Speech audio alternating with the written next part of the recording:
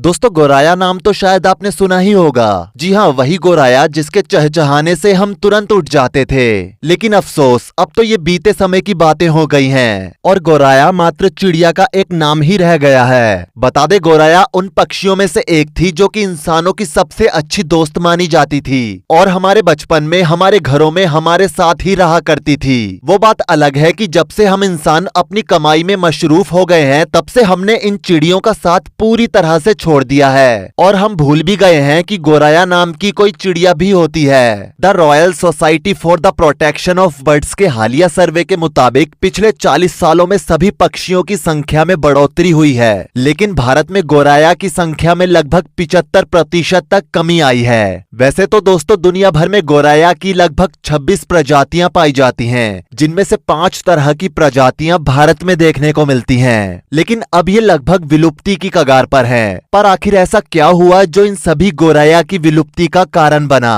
और क्या आने वाले समय में ये गोराया पूरी तरह से इस दुनिया से खत्म हो जाएंगी? आइए जानने की कोशिश करते हैं आज के इस वीडियो में। दोस्तों गोराया के विलुप्त होने में हम इंसानों का ही हाथ है। एक समय था जब हमारे हाथ खोलते ही गोराया हमारे हाथों पर आकर बैठ जाती थी, लेकिन हमारे ही कारण अब ये विलुप्ति की कगार पर हैं। शहरों के विस्तार के कारण शहरों से अब 80% तक चिड़ियाएं खत्म हो चुकी हैं और पूरी दुनिया में मौजूद गोराया की आबादी की 90% गोराया अब खत्म हो चुकी हैं। गोराया की आबादी खत्म होने में हमारे द्वारा लगाए गए मोबाइल टावर्स का नाम सबसे ऊपर आता है। जी हाँ दोस्तों, वही मोबाइल टावर्स जिनकी मदद से हम हमारे डिजिटल वर्क्स को ज्यादा तेजी से कर पाते हैं। ये टावर्स हम इंसानों के लिए तो नुकसानदायक हैं ही, लेकिन साथ ही ये टावर्स इन बेजुबानों के लिए भी काल साबित हो रहे हैं। इन मोबाइल टावर से निकलने वाली रेडिएशन इन बेजुबान पक्षियों के दिमाग को पूरी तरह से खोखला कर देती है। ये टावर्स नॉन एनओसी रेडिएशन छोड़ते हैं, जो कि एक इलेक्ट्रोमैग्नेटिक रेज होती है, यानी जो फ्रीक्वेंसी माइक्रोवेव में होती है, और ये रेडिएशन हमारे मोबाइल से निकलती है। ये टावर्स जहां लगे होते हैं उस जगह में रेडिएशन ज्यादा होने की वजह से ये पक्षियों के दिमाग को नुकसान पहुंचाती है। बार बार पक्षियों के इनके संपर्क में आने पर पक्षी दम तोड़ देते हैं।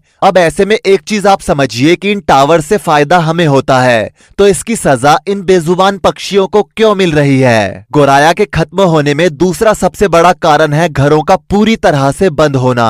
दोस्तों जैसा कि हमने हमारे बचपन में देखा है कि गोराया हमारे घरों में ही घोंसले बनाती थी। अगर हमारे घर में 3 कमरे होते थे तो वो तीनों कमरों में अलग अलग घोंसले बनाकर रहती थी। और जैसा कि हमने आपको शुरुआत में बताया कि गोराया हम इंसानों की सबसे अच्छी दोस्त होती है, इसलिए ये गोराया हमारे घरों में ही घोंसले बनाकर रहती थी। इससे इनके अंडों और बच्चों को बाहरी पशु पक्षियों से किसी भी तरह का कोई खतरा नहीं होता था और उनके बच्चे सुरक्षित रहते थे। लेकिन अब हमारे घर एडवांस हो गए हैं और पूरी तरह से बंद हो गए हैं। ज्यादातर घरों और कमरों में एसी लग गए हैं, जिसके चलते वो घर और कमरे पूरी तरह से बंद रहते हैं। अब बंद घरों में मान लीजिए चिड़िया कैसे भी करके चली जाए तो वो उस जगह पर तो घोंसला नहीं बनाएगी जहां पर एसी का एग्जॉस्ट हो, यानी जहां से गर्म हवा निकलती हो। अगर ऐसी जगह पर चिड़िया घोंसला बनाती है तो उनकी आगे की पीढ़ी नहीं उगेगी और उन गोराया का अंत भी जल्द ही हो जाएगा, क्योंकि गोराया का वातावरण हम इंसानों की तरह ही था और इसलिए ही वो कहीं बाहर नहीं बल्कि हमारे घरों में ही घोंसले बनाती थी। दोस्तों इसके बाद इन पक्षियों के खत्म होने में जो सबसे बड़ा कारण है वो है अनाजों में कीटनाशक दवा का छिड़काव करना। जिस अनाज को हम खाते हैं उसे ही बड़ा करने के लिए उसमें पेस्टिसाइड और यूरिया डाला जाता है, यानी कि जहर तो हम लोग भी खा रहे हैं, लेकिन हम लोगों का बड़ा शरीर होने की वजह से ये हमारे ऊपर इतना इफेक्ट नहीं करता है, लेकिन ये हमारी औसतन उम्र को कम जरूर कर रहा है। इसलिए ही इस यूरिया को स्लो पॉइजन भी कहा जाता है और ऐसे में इन नन्ही चिड़ियों पर यह बहुत ही ज्यादा असर करता है। अब जब यूरिया को पेड़ पौधों पर छिड़का जाता है तो वहाँ ये कीटनाशक नीचे जमीन तक पहुँच जाता है और मिट्टी में मौजूद केंचुओं और छोटे मोटे कीड़े मकोड़ों तक ये दवा पहुंच जाती है, जिसके चलते ये छोटे मोटे कीड़े मकोड़े भी लगभग खत्म हो चुके हैं। और अगर कहीं कहीं पर बचे भी हैं तो ऐसे में चिड़िया के नवजात बच्चों के विंग्स को जल्दी डेवलप करने के लिए चिड़िया उन्हें यही कीड़े मकोड़े खिलाती है, और जब बच्चे इन कीड़े मकोड़ों को खाते हैं तो उनकी भी उम्र कम हो जाती है। कभी कभी जब फसल में यूरिया या कीटनाशक की मात्रा ज्यादा हो जाती है तो छोटे छोटे से इन चिड़िया के बच्चों की बॉडी इन कीड़ों में मौजूद यूरिया को झेल नहीं पाती है और उनकी मौत हो जाती है। पहले के समय में जब हमारे घरों में कोई भी शुभ कार्यक्रम होता था तो हम अपने घरों में पेड़ पौधों को लगाते थे, और जब ये पेड़ पौधे बड़े हो जाते थे तो इन्हीं पेड़ पौधों में चिड़िया अपना घोंसला बनाती थी।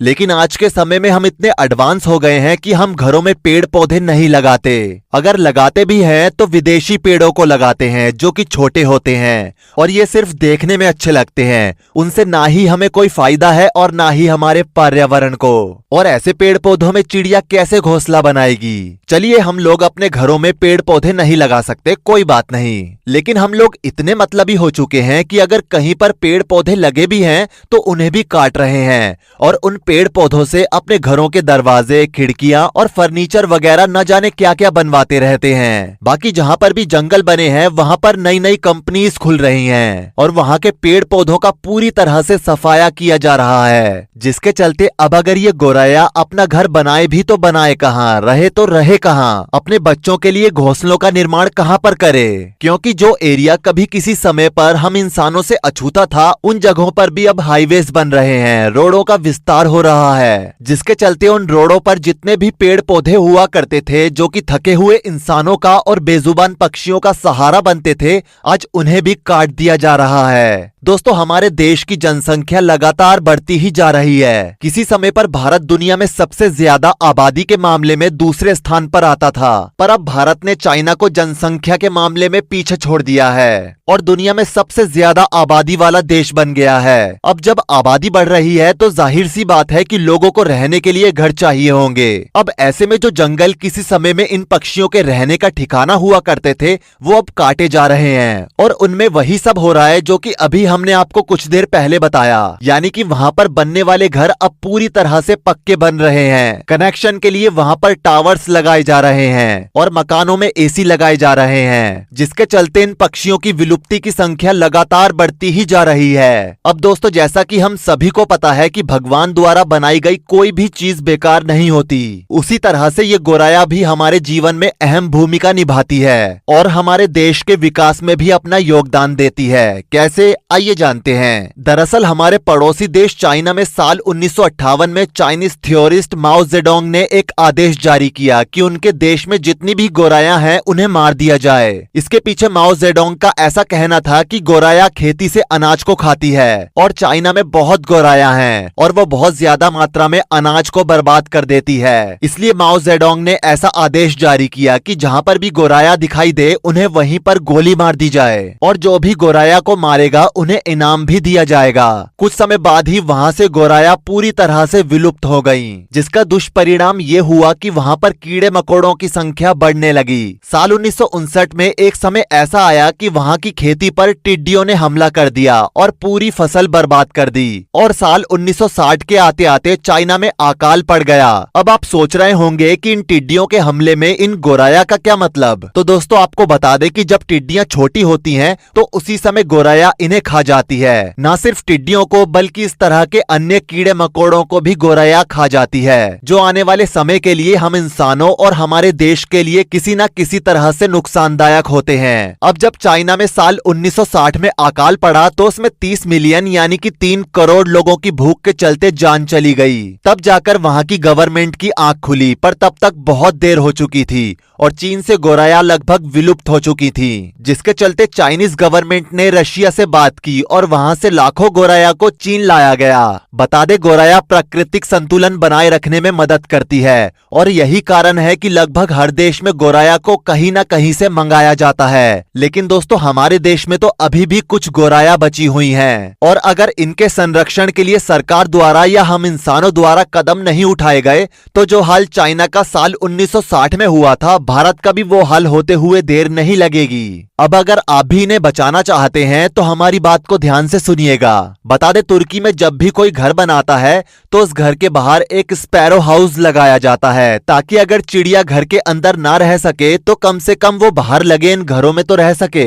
आप भारत में रहते हैं और आपका घर बहुत अच्छा बना हुआ है, तो आपको भी होना चाहिए कि आप अपने घरों के बाहर कम से कम एक बर्ड हाउस तो जरूर लगाएं। अगर आप सभी लोग ऐसा करेंगे तो ये गोराया हमारे जीवन में एक बार फिर से वापस लौट आएगी। आइए एक नई शुरुआत करते हैं और अपने घरों के बाहर और बालकनी में कम से कम एक स्पैरो हाउस लगाते हैं। इस वीडियो को आप अपने हर एक कॉन्टैक्ट तक जरूर पहुंचाइएगा, ताकि वो भी हमारी इस मुहिम में बढ़ चढ़कर हिस्सा ले सकें। वीडियो पसंद आई हो तो वीडियो को लाइक करें और ऐसी ही और वीडियोस के लिए इस चैनल को सब्सक्राइब करके साथ में बेल नोटिफिकेशन को भी ऑल पर सेट कर लें। धन्यवाद।